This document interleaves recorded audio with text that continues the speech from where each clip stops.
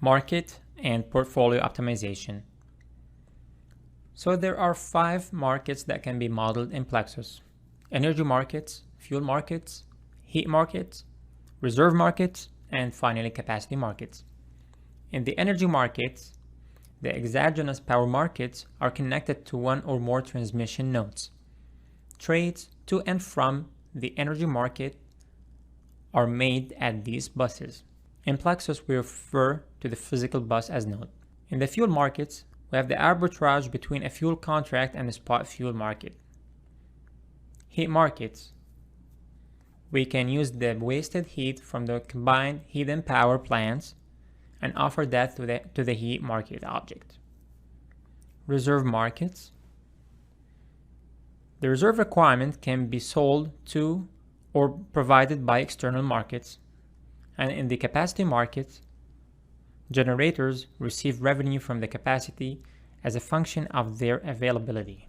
Let's define a market in PLEXOS. A market is a place where the modeled objects can trade to maximize profit. For example, we can minimize production costs less the net value of trade in the markets. We need to specify a market class in PLEXOS, and in order for us to have a market, we must at least have one node associated to that market. And we need to define the size of the market for buy and sell and define price in the market. We have optional properties. We can define the depth of market, purchase and sale price spread, and sale or purchase box in the discrete sizes.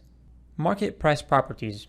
We have bid spread, which is the decrement to market price for settlement of sales, ask spread, increment to market price for settlement of purchases, bid ask spread. We have increment and decrement for settlement from price as midpoint price, external, which is the external price, price scalar, which is the scalar for market price, and finally we have price increment, which is the increment to market price.